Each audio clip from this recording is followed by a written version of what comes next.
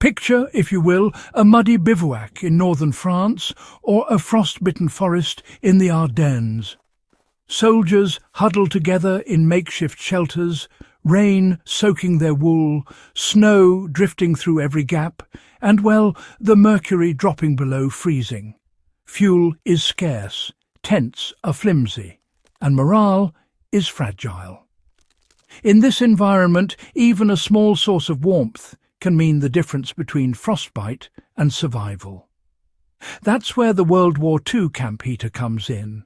A portable, field-engineered furnace capable of providing heat not just for one soldier, but for an entire platoon or section. It wasn't glamorous, and it didn't appear in glossy supply catalogues. But it was engineered for function, reliability, and endurance under the harshest conditions.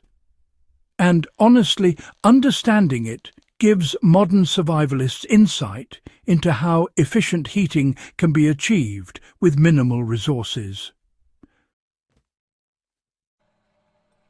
The World War II camp heater was developed to solve the problem of heating multiple soldiers in field conditions. Traditional stoves and small wood fires simply couldn't scale in the trenches or forward encampments. Soldiers needed something compact enough to move with units, resilient enough to withstand wet and muddy terrain, and capable of warming multiple men simultaneously without excessive fuel consumption. Military engineers combined principles from domestic heating, forge technology, and field expediency to create a portable multi-burner heater. The result was a robust metal chamber with an internal grate, flues to distribute heat, and a design that encouraged high combustion efficiency. Wood, coal, or charcoal could be used depending on availability, making it versatile across theatres of war. Units stationed in cold climates quickly learned that even a small heat source could be amplified. By placing the heater centrally in a tent, dugout, or temporary shelter and using reflective walls or metal sheets, heat radiated outward. Soldiers could warm themselves without standing directly over the flame, and the enclosed environment retained warmth for hours. This method was far superior to open fires, which exposed soldiers to wind, smoke, and enemy observation. The design of the camp heater focused on efficiency, durability, and portability. Unlike modern stoves, which prioritize convenience over ruggedness, the World War II camp heater emphasized longevity under constant abuse. The body was made of thick steel, capable of withstanding repeated transport, shrapnel debris, and the impact of snow and mud. Welded seams and reinforced doors prevented fuel leakage and maximized thermal retention. Internal grates ensured airflow reached every piece of fuel, promoting complete combustion and minimal waste. Portability was also considered. Soldiers could disassemble sections of the heater or carry smaller units forward as fuel permits. Some versions included detachable flues or chimney extensions to redirect smoke safely outside tents. The result was a single device that functioned equally well for heating living quarters, drying clothes, warming rations, or even slightly tempering ammunition storage areas in freezing conditions.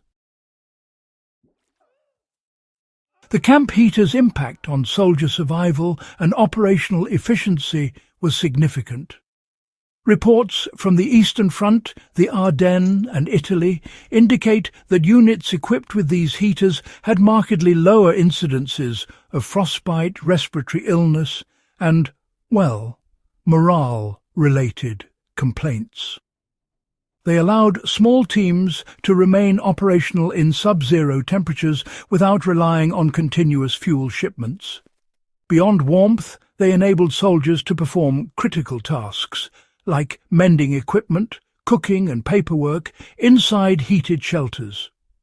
Field manuals from the period describe specific arrangements, placing the heater at the center of a lean-to or dugout, surrounding it with metal or wooden reflectors to focus radiation, and using ventilation flaps to maintain airflow without losing heat. Even minimal adjustments, such as angling the stove toward a canvas wall, dramatically improved comfort and efficiency. Modern survivalists can replicate the World War II camp heater using simple, low-tech principles. The fundamental lesson is combining fuel efficiency, radiant heat, and durability. To create a similar setup today, start with a compact metal container capable of holding wood or charcoal. Drill holes at the base for airflow and construct a grate to separate fuel from ashes. Use a small chimney or vent to control smoke while maintaining draft. Surround the unit with reflective surfaces like metal sheets or dense fabric to direct heat into a shelter. Even a simple portable stove following these principles can warm multiple people, dry clothing, and provide a cooking surface without modern electricity or high-tech insulation. The World War II model also teaches modularity. Portable components allow the heater to be relocated as needed, making it suitable for field operations, off-grid cabins, or survival encampments. Understanding airflow management, insulation, and combustion timing, skills the soldiers learned out of necessity, can significantly improve modern field heating without relying on fuel-heavy modern heaters. The World War II camp heater exemplifies forgotten field engineering that saved lives. It wasn't designed for comfort, it was designed for survival and operational efficiency. Soldiers learned to maximize every ounce of fuel, optimize heat distribution, and maintain equipment under harsh conditions. The underlying principles, layered insulation, radiant heat, centralized placement, and modular portability, remain invaluable to anyone interested in historical survival methods or practical fieldcraft. If you want more historically grounded survival strategies, insights from forgotten wartime technology, and methods that remain practical today, subscribe to In the Beginning, share this video with fellow enthusiasts, and help preserve these essential lessons for future generations.